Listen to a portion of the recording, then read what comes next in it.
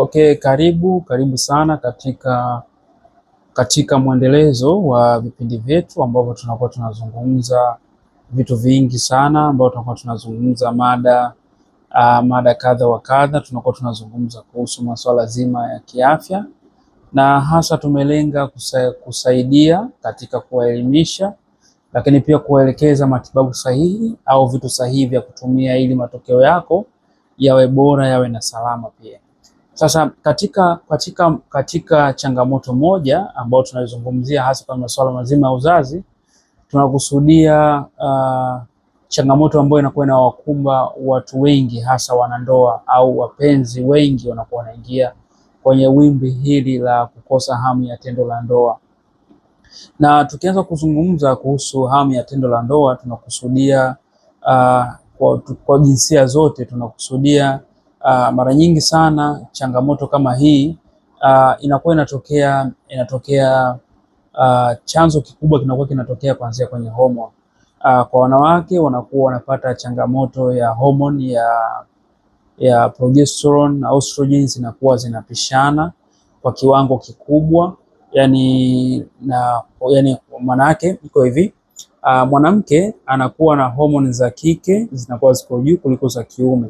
Twende kwa logic hii, nadhani utakuwa ni rahisi kunielewa. Mwanamke anakuwa na homoni za kike zinakuwa juu kuliko za kiume. Kwa hiyo anapokuwa labda anaingia kwenye changamoto yoyote, homoni za kiume zinakuwa, homoni zinapokuwa zinaharibika, homoni zake zinakuwa zinabadilika namna hii, yani zinakuwa zinapanda juu za kiume kuliko za kike, hali inayopelekea mwanamke huyo anaingia katika changamoto kubwa sana, hasa ikiwepo leo tunaizungumzia katika changamoto ya upungufu wa hamu ya tendo la ndoa. Sasa mwanamke huyu anapokuwa anaingia kwenye changamoto kama hiyo, anakuwa anapata changamoto nyingine zinajizalisha.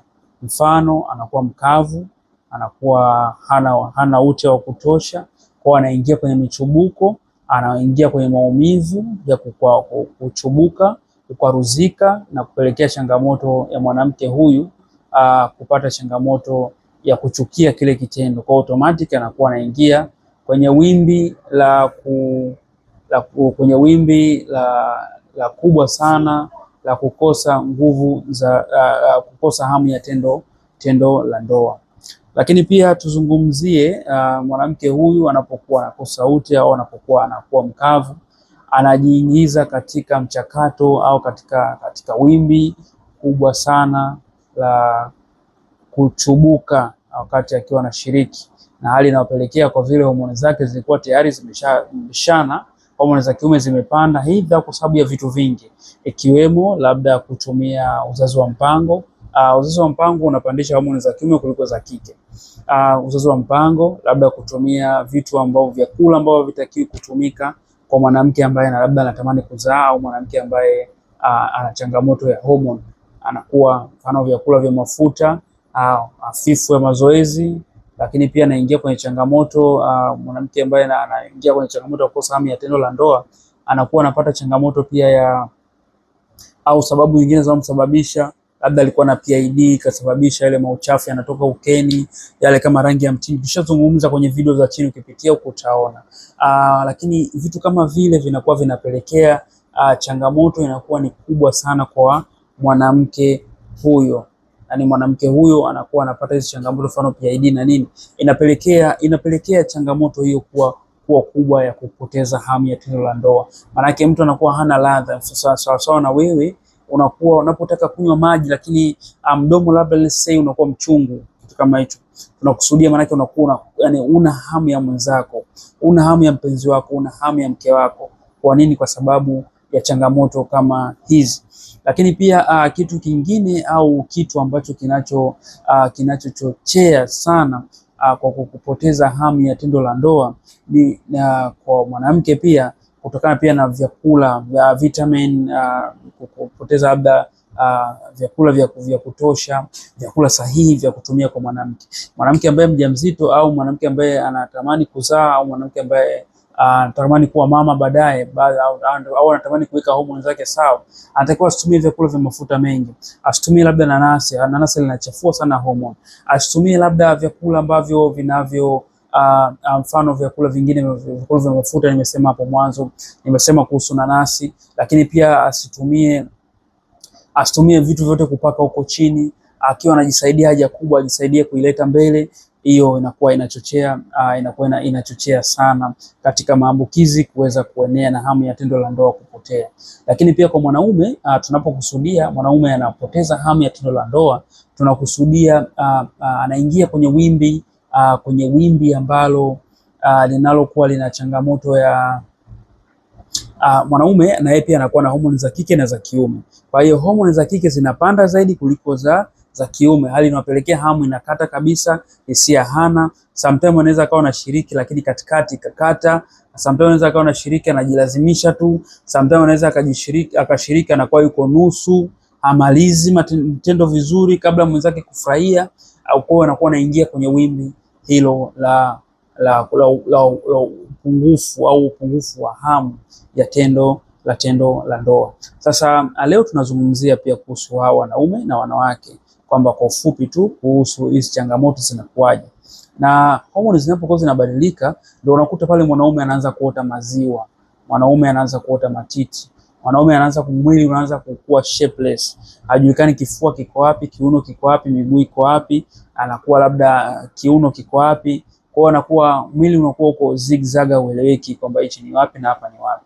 Kwa hiyo hivyo vitu vinakuwa vinachochea sana kwa sababu ya changamoto kama hizo.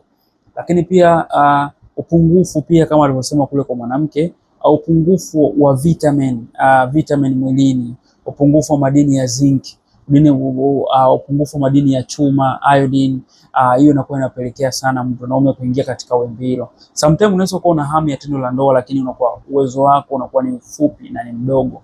Kwa sababu gani? Kwa sababu ya hiyo changamoto ya kukosa baadhi ya madini muhimu mwilini sana. Lakini pia upungufu wa mazoezi unachochea sana kupoteza hamu ya tendo la ndoa. Lakini pia sababu nyingine ambao unawashauri sana wanandoa au watu ambao wako kwenye mahusiano, jengeni tabia ya kutokuwa plain kila wakati. Na kusudia hivyo, nadhani unanielewa. Yani wewe kila time unakuwa unamuona tu mwenzako labda yuko plain au yuko hivi, yuko uchi, yuko hivi, inakuwa sio picha nzuri na ileti mazingira mazuri. Inakuwa ni rahisi kuzoeleka, ni rahisi kupoteza hamu kwa mwenzako. Umeona? Jitahidi sana kujiweka katika muonekano mzuri. Kwa hiyo pia na kitu kingine napenda kukizungumzia, jitahidi sana pia kufanya mazoezi ya kutosha kwa jinsia zote. Kama ni mwanaume, jitahidi set time yako vizuri, panga ratiba zako vizuri, fanya mazoezi. Na kama utakuwa na changamoto ya mazoezi, kuna mazoezi ambayo tayari tumeshaandaa, unaweza pia ukawa unayafanya. Kwa hiyo kitu ili kuongeza hamu ya tendo la ndoa, basi jitahidi kula vyakula ambavyo ni sahihi, kula vyakula ambavyo vinavyokuwa na hamasa, fanya mazoezi ya kutosha, tumia vyakula, angalia chakula gani unachokila. Kuna vyakula vingine unaweza kuwa unakula lakini sio vizuri kwa ajili ya afya yako. Kuna vyakula vingine unakula lakini vinaharibu afya yako, au vinachochea mvurugiko wa homoni mwilini mwako. Kwa nakushauri na nakusihi, jitahidi sana kula vyakula ambavyo ni vizuri, ambavyo vina manufaa, ambavyo vyakula vinakuletea matokeo mazuri kwa wewe mwanandoa. Mwanamke anahitaji mwanaume ambaye anaweza kushiriki vizuri, na mwanaume anahitaji mwanamke ambaye anaweza akapata kile alichokuwa nakitaka au kile kitu ambacho alikuwa anakitamani, kwa sababu kama kula kunini vyote alikuwa anaweza kuvifanya akiwa nyumbani kwao. Kwa hiyo kwa leo nimezungumza haya mafupi, kwa ufupi zaidi, kuhusu changamoto ambazo watu wengi sana wanapitia. Kwa hiyo asante sana, Mungu akubariki. Lakini unaweza uka like hapo chini, uka comment, lakini pia usisahau kushare kwa mtu ambaye unatamani afahamu. Lakini kama wewe ni mgeni bado hujachelewa, unaweza ukasubscribe, ukawa unapata nakala zetu kila zinapokuwa zinatoka mara kwa mara, unakuwa ni mtu wa kwanza kuweza kukufikia. Asante sana, Mungu akubariki, tutaona katika wakati mwingine.